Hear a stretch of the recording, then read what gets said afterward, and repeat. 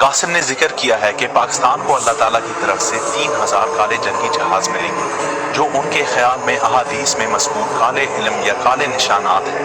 इन लड़ाके तैयारों के बारे में कासिम का बयान किसी भी बयान से बेमिसाल है जो मैंने उलमा से सुना है।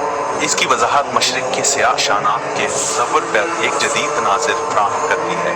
कासिम का दावा है कि इन तैयारों में जदीद टेक्नोलॉजी होगी जो बाकी दुनिया के साइंसदानों और इंजीनियर को हैरान कर देगी। अहादीस का जायजा लेने के बाद मुझे पता चला कि सियाह इल्म या निशानात तुलू होंगे, यानी हदीस में तुलू का लफ्ज़ इस्तेमाल किया गया है और यही लफ्ज़ कुरान मजीद में सूरज के तुलू होने के लिए इस्तेमाल हुआ है, जिसमें ऊपर उठने की मानी मौजूद है। लिहाजा ये काले इल्म निशानात वो चीज़ हैं जिसमें ऊपर उठने यानी परवाज की सलाहियत रखते होंगे। हदीस में ये भी है, फिर सियाह निशानात मशरिक से उठेंगे और वो तुम्हें ऐसा कत्ल करेंगे जो इससे पहले किसी ने ना किया होगा, यानी ऐसा तरीका जो पहले कभी नहीं हुआ होगा।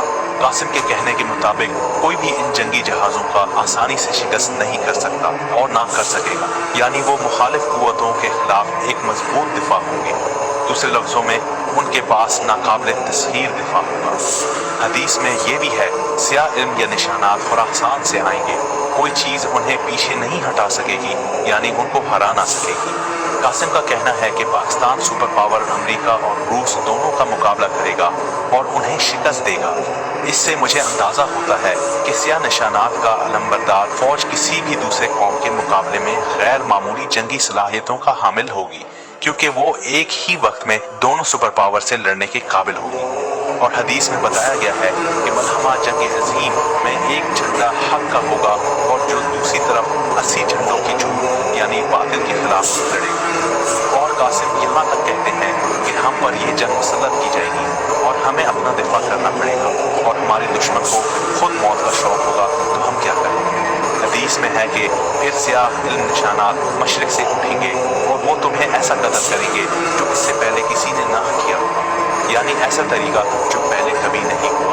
मैं चाहता हूँ कि आप इस हदीस पर 1 मिनट के लिए गौर करें। तारीख़ इंसान में हम तलवारों, ढालों, झोड़ों, हत्ता के तीरों और कमानों से भी लड़े हैं, और अगर हदीस ये कह रही है कि वो आपको इस तरह से मारेंगे जो इससे पहले किसी ने इस तरह ना मारा होगा, तो गालिबन वो एक जदीद किस्म की टेक्नोलॉजी होगी, लेकिन अल्लाह बेहतर जानता है। कासिम का कहना है कि मुसलमान सियाह इल्म निशानात को बरोए काल लाते हुए यरूशलेम और यूरोप समेत मुसलमानों के खोए हुए इलाकों पर दोबारा कब्जा कर लेंगे, यानी सियाह लड़ाके तैयारे अपने जदीद टेक्निक और आली कुव्वत की वजह से जंग के दूसरे तमाम हथियारों को मात देंगे और कोई भी चीज़ इन्हें आसानी से नहीं हरा सकेगी।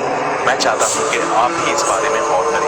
आज के दौर में अगर कोई फौज सियाह झंडों वाली ज़मीन पर लड़ रही हो, तो क्या दुश्मन की फौज लड़ाके तैयारों का इस्तेमाल करते हुए उन्हें आसानी से खत्म नहीं कर सकती। ज़रा अज़रबैजान और आर्मीनिया के दरमियान होने वाले जंग के नतीजे को देखें। अज़रबैजान ने ड्रोन के इस्तेमाल से जंग का रुख कैसे बदल दिया। हदीस में है कि खुरासान से सियाह इल्म निशानात झंडे उठेंगे जिनको यरूशलेम में नस्ब होने तक कोई चीज़ पीछे नहीं हटा सकेगी।